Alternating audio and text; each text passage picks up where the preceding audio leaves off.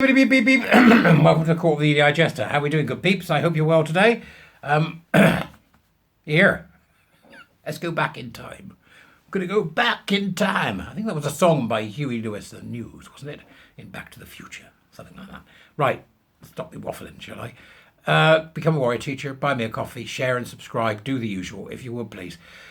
Because I've got something interesting here from 1991. Somebody sent it to me. Right, and it always amazes me what you turn up, the GC crowd, but you're very good at it. It has to be said, you're very good, because this is something which matches in with an awful lot of thinking that I've been doing around how we got here, the mess that we're in, particularly in regards to medically experimenting and surgically experimenting on children, which is something I never thought I'd hear myself say that we're doing in the West, but we are. It's that simple, under the name of trans rights. Okay, so let's just be honest about that, shall we, for a start, I wish. So I was digging around and I mentioned in a video, I did one of those videos a few months about, wicked trans people on film. Do you remember? It had Buffalo Bill in it and Psycho, and do you recall? Do you remember Diana Rigg dressed as a camp hairdresser, gay man? Fantastic. But also on there was quite a cultural find, I thought, from a very odd little film, which was about a serial killer who was actually a girl pretending to be a boy, called Sleepaway Camp. Now, some of you may have seen that video. If not, why not? Right? I spent hours doing that. It's just half an hour of me talking nonsense. But it was great fun. I'm going to do it again. I've got another one coming up for the Jest Rights, hopefully, in the new year, about wicked women. I'm going to do you next.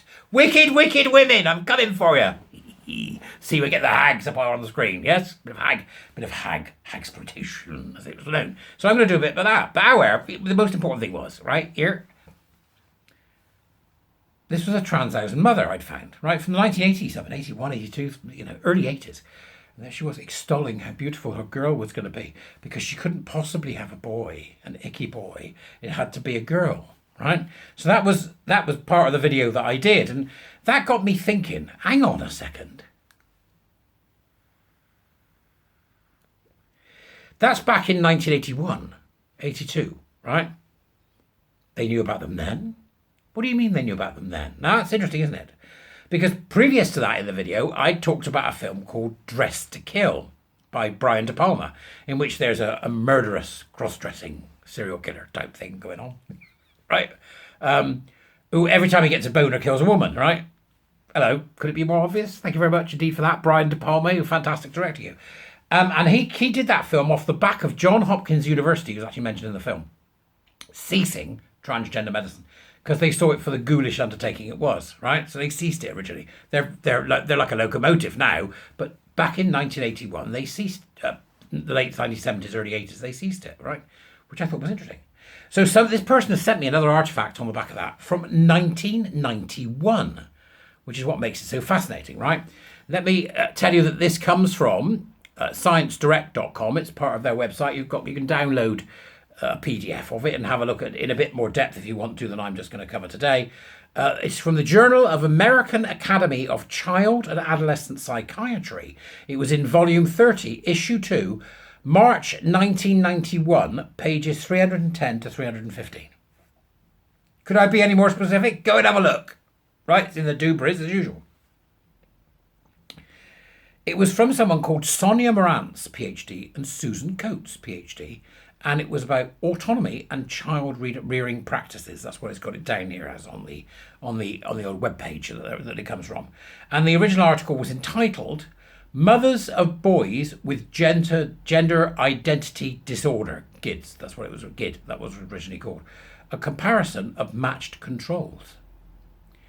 And you've then got the explanation of what it is, the abstract, as they say, the explanation. So let's just go through this because it's interesting.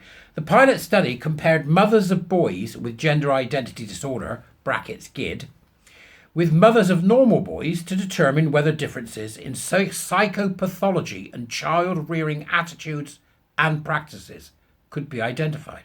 This is heresy on a grand scale for the collective. Critical social justice, TQ plus nutters, isn't it? Heresy on a grand scale. Let's get our head round that statement once more. It was done to see whether difference in regards to the mothers of trans kids, as they call them, right? Whether there was a psychopathology and child-rearing attitude and practice that could be identified that could be feeding into, in other words, this idea of the trans child, or boys, as they're talking about here, because it was all boys to begin with gender identity disorder. My theory is, and my opinion is, that it was all boys because it was all about homophobia. It's only ever been about homophobia. It's not about anything else, right? So the results, they did a diagnostic interview. So the results of the diagnostic interview for borderlines and the Beck Depression Inventory, I don't know what that is, go and have a look, revealed that mothers of boys with GID, gender identity disorder, had more symptoms of depression and more often met the criteria for borderline personality disorder than the controls. So they had a control group, no GID kid, right? And the group that's got the GID kid. Kid, get it? The GID kid, right? Okay. And they're saying that they had more symptoms of depression, more often the criteria for borderline personality disorder than the controls. Now, we know from Hold that medicine and psychology for women has always been lacking to a certain degree because the focus has always been men. So you can say, right, okay, well, that could be just men as well. Could it be men as well? Could it be blokes? Well, it might be, but this particular article in 1991 wasn't dealing with that situation. So let's deal with what they were dealing with. And it says here, I can't get over it.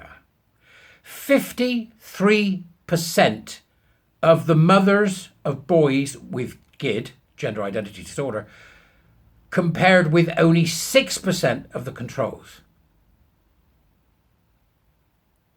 met the diagnosis for borderline personality disorder. Let's just pause and get that right. Oh my Lord. Right. 53% of the mothers of boys with GID, compared with only 6% of controls, meant the diagnosis for borderline personality disorder. So they had a personality disorder. There was 6% in the controls and 53% of the mothers of the boy. I mean, that is phenomenal. What percentage is that increase? 6 to 53%. I mean, that's phenomenal. 600% increase. It's absolutely, I can't get my head around it, right? They met the diagnosis. On the diagnostic interview for borderlines or had symptoms of depression on the Beck Depression Inventory, results of Summers and Walsh's symbiosis scale suggested that mothers of probans had child-rearing attitudes and practices that encouraged symbiosis and discouraged the development of autonomy. That's just the forward. There's 5 pages of it for you to go and have a look at. But if I've got that right, and you can tell me, because I'm not a psychologist, I don't understand their waffle. But I've got plenty of psychologists and people that work in therapy who can explain it to me if I need it. Thank God, thank God for the warrior teachers. So, but from me reading that short bit, you could have a look and tell me in the comments, is it me or are they saying that the mothers with the borderline personality disorder are removing their autonomy from their children, and by a encouraged symbiosis, which is a symbiotic exchange, they are making the child trans? In other words, this is 1991, and they knew that transhousing mothers was a very real thing. Go and have a think. Let me know what you think. I'll see you later. Ta-ta.